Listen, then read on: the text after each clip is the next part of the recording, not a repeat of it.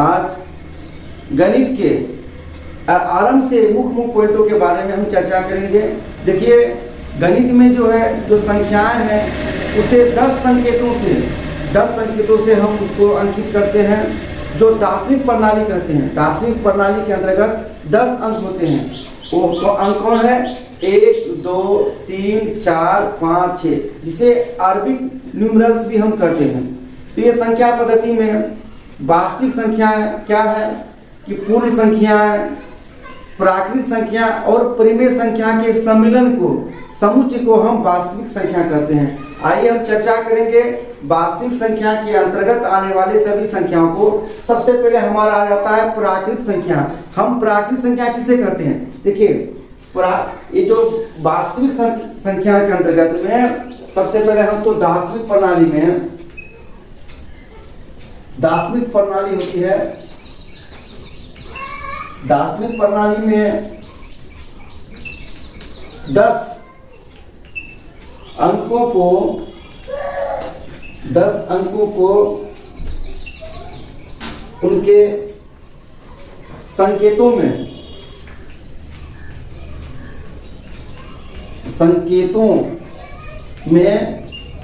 हम निरूपित करते हैं।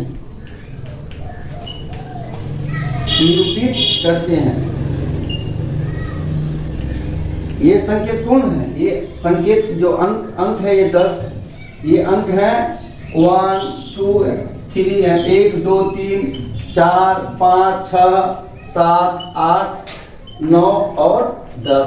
ये दार्शनिक प्रणाली के अंतर्गत आया है। दार्शनिक प्रणाली में अंकों को 10 संकेतों के रूप में लिखते हैं। इसमें जो है आप देखिए 1 2 3 4 5 6 7 8 9 और 10, ये अरबिक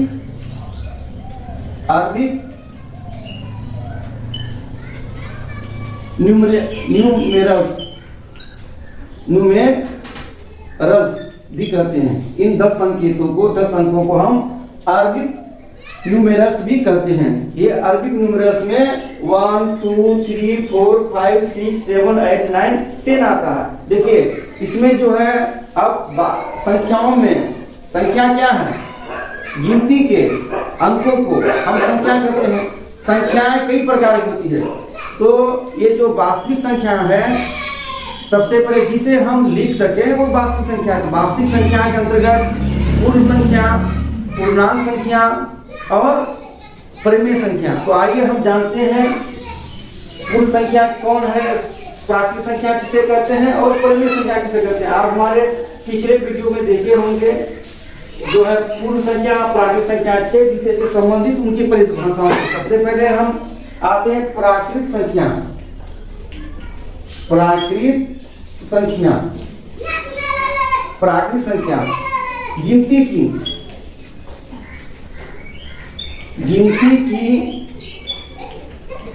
संख्या को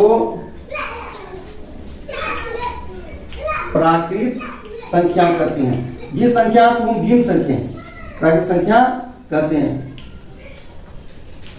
जिस संख्या को हम गिन सके वो प्राकृत संख्या। प्राकृत संख्या जो है, प्राकृत संख्या 1 से आरंभ होती है, 1 से अनंत तक की संख्या है। अनंत में जिसका अंत नहीं है। प्राकृत संख्या 1 से अनंत तक की संख्या है। आप कहें संख्या है 1 से लेकर अनंत तक की संख्या को हम प्राकृत संख्या कहते हैं। प्राकृत संख्या कौन हुआ? 1 से अनंत तक की संख्या। 1 2 3 4 5 6 7 8 9 10 11 12 13 14 15 16 17 अनंत तक का। ये जो संख्याएं हैं जो 1 से आरंभ होती है, अनंत तक जाती है। अनंत में 10 खरब 2340 करोड़, तो उसका कोई अंत ही नहीं है। तो 1 से आरंभ होकर अनंत तक की जितनी संख्या जिसे हम गिन सकें वो प्राकृत संख्या है। शून्य अर्थात 0 प्राकृत संख्या नहीं है। इस चीज को आप कंफर्म हो जाइए कि शून्य जो है उसको हम प्राकृत संख्या नहीं कहते हैं। शून्य प्राकृत संख्या नहीं है। इस चीज को आप अच्छा से नोट कर लें। शून्य प्राकृत संख्या नहीं है। एक बार फिर से, जो जिस संख्या को हम भिन्न संख्या अर्थात 1 से अनंत तक की संख्या को हम प्राकृत संख्या कहते हैं। प्राकृत संख्या जो नेचुरल नंबर है वो कौन है? 1 से अनंत तक की संख्या। अब देखिए दूसरा आ जाता है पूर्ण संख्या अर्थात होल नंबर। होल मीन्स पूरा, पूर्ण। जब प्राकृत संख्या में हम शून्य को 1 कर देते हैं अर्थात शून्य से अनंत तक की संख्या अर्थात 0 1 2 3 4 5 6 7 8 9 10 11 12 13 14 15 यानी अनंत तक की संख्या जिसका अंत नहीं है। शून्य से आरंभ करेंगे तो वो हो जाएगा पूर्ण संख्या। बस प्राकृत संख्या में केवल शून्य को ऐड कर देना है तो हमारा पूर्ण संख्या हो गया। अर्थात हम पूर्ण संख्या की परिभाषा को क्या लिख सकते हैं? शून्य से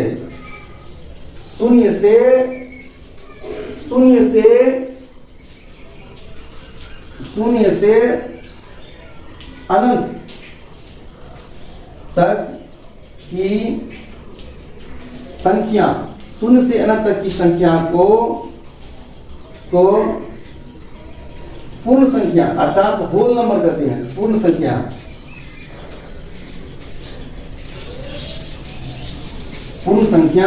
कहते हैं।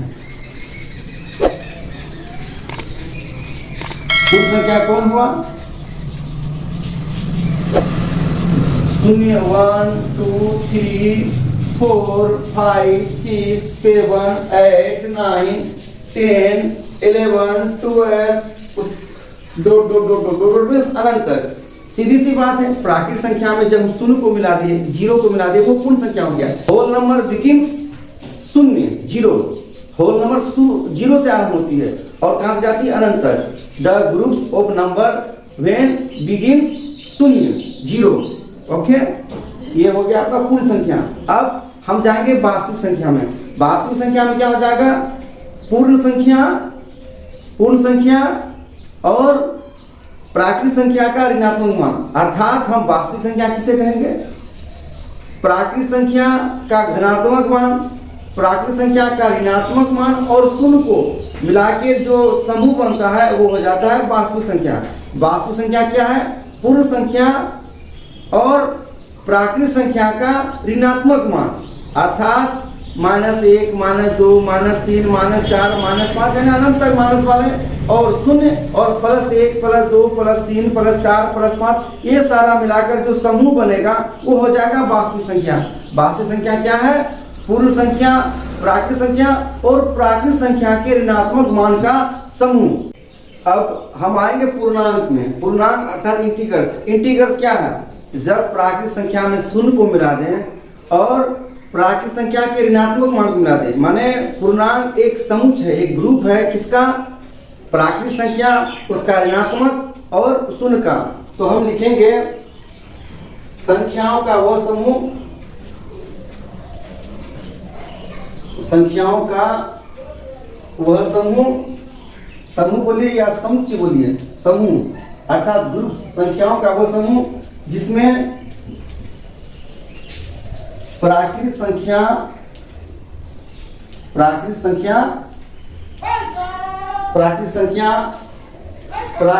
का ऋणात्मक,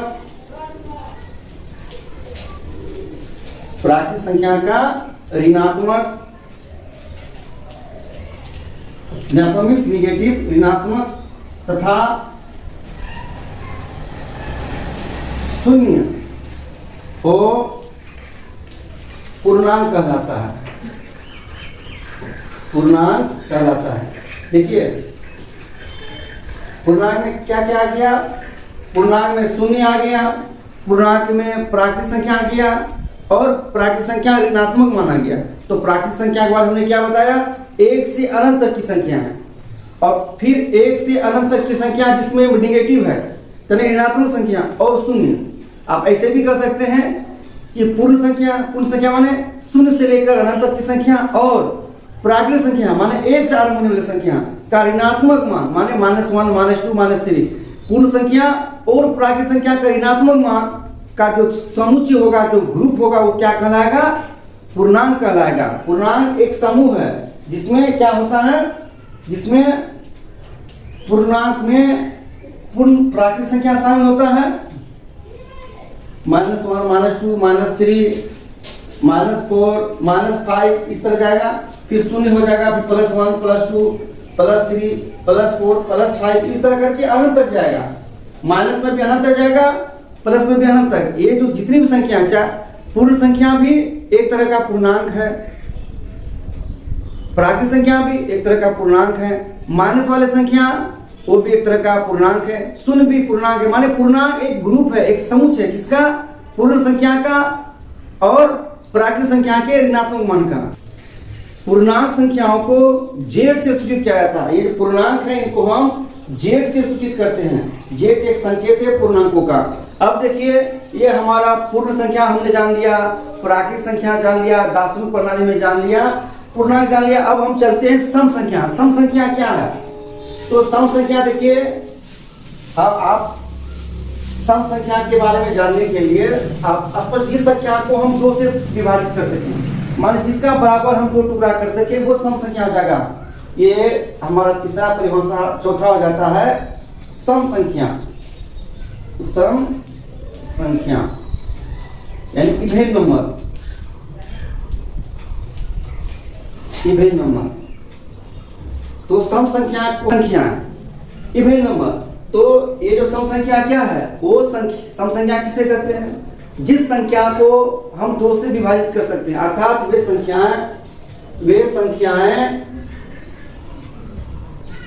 संख्याएं जो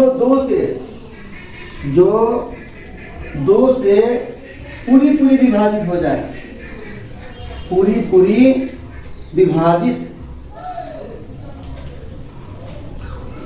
विभाजित हो जाए, सम संख्या कहलाती है।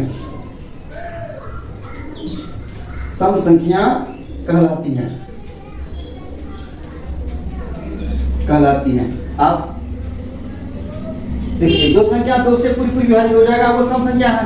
और सम संख्या का पहचानने का नियम है कि जिस संख्या के अंत में 0 हो, 2 हो, 4 हो, 6 हो, 8 हो, वो संख्या सम होती है। देखिए, जिस संख्या के अंत में 0, 2 या 4 या 6 या 8 रहे, वो संख्या 2 से पूरी विभाजित हो जाती है, पूरी विभाजित हो जाती है। विभाजित हो जाती है, अर्थात ये संख्याएं सम हैं,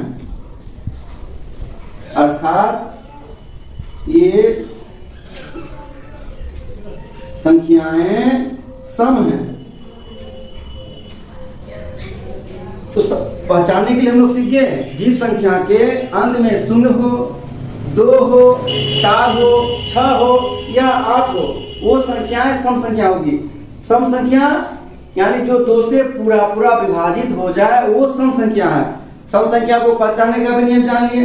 अब आएंगे हम विषम संख्या की ओर। विषम संख्या क्या है?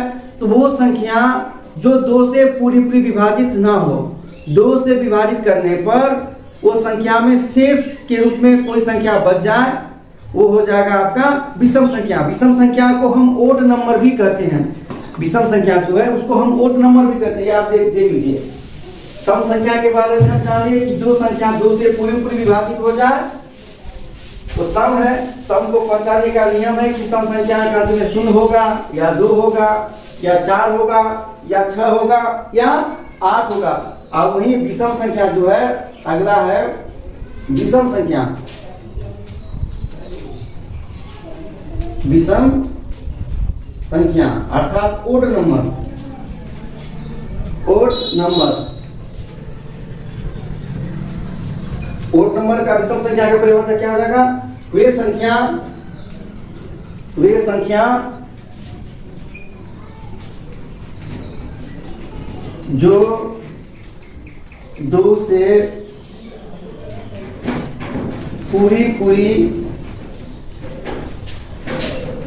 विभाजित ना हो, 2 से पूरी विभाजित ना हो, विषम संख्या कहलाती है।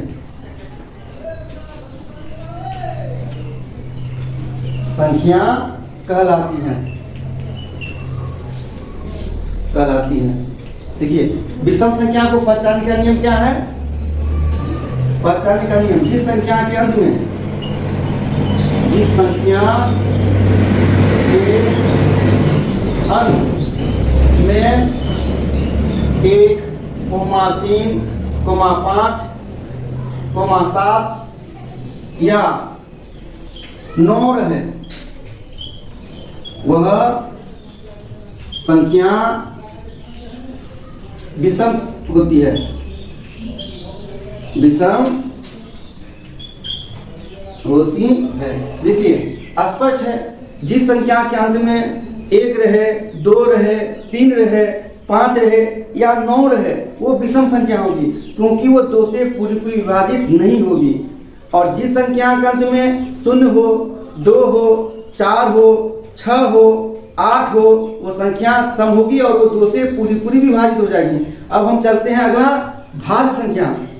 भाज्य संख्या कौन है और अभाज्य कौन है, इसके बारे में हम चर्चा करते हैं। भाज्य संख्याएं, अब आएंगे हम भाज्य संख्याओं में। ये जो भाज्य संख्या है, इसको बोलते हैं कंपोजिट नंबर। भाज्य संख्या को संयुक्त संख्या भी कहते हैं, भाज्य संख्या को यौगिक संख्या भी कहते हैं। भाज्य संख्या क्या है? तो वे संख्याएं जो स्वयं के अलावे भी किसी अन्य संख्या से विभाजित हो, जो संख्या स्वयं के अलावे भी किसी अन्य संख्या से विभाजित हो। इस चीज को आप ध्यान रखिएगा, जितनी भी संख्या है वो तो स्वयं से विभाजित होती हैं और 1 से भी विभाजित होती है। प्रत्येक संख्या खुद से और 1 से विभाजित होती है। तो खुद से और 1 के अलावे भी किसी और संख्या से विभाजित हो, वो भाज्य संख्या कहलाती है। माने वे संख्याएं जो स्वयं एवं 1 के अतिरिक्त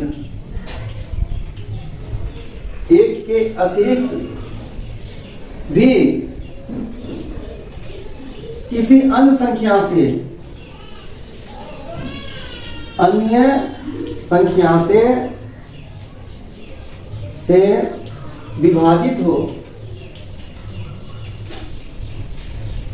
विभाजित हो, भाज्य संख्या कहलाता है।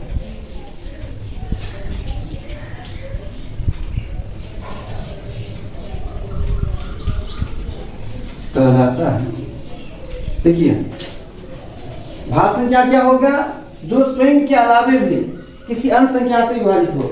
जैसे आप एक देख लीजिए, जैसे 284, 120, 300, 376, 812, ठीक है, 200, 2173,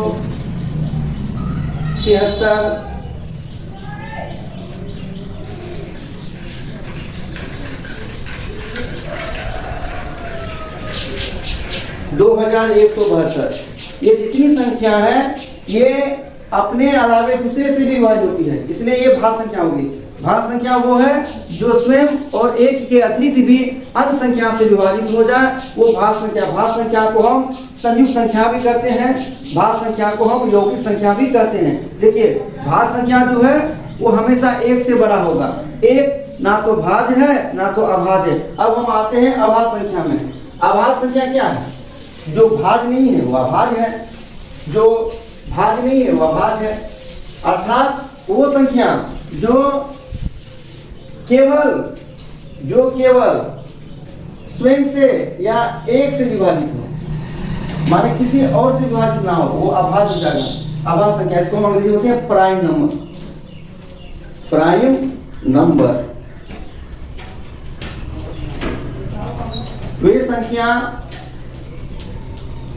वे संख्या जो स्वयं के अतिरिक्त किसी अन्य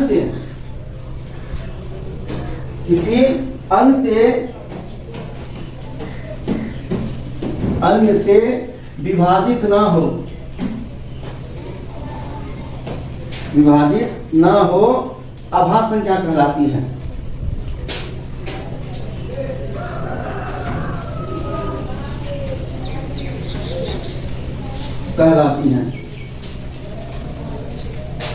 आभास संख्या को हम ऋण संख्या भी कहते हैं। आभास संख्या को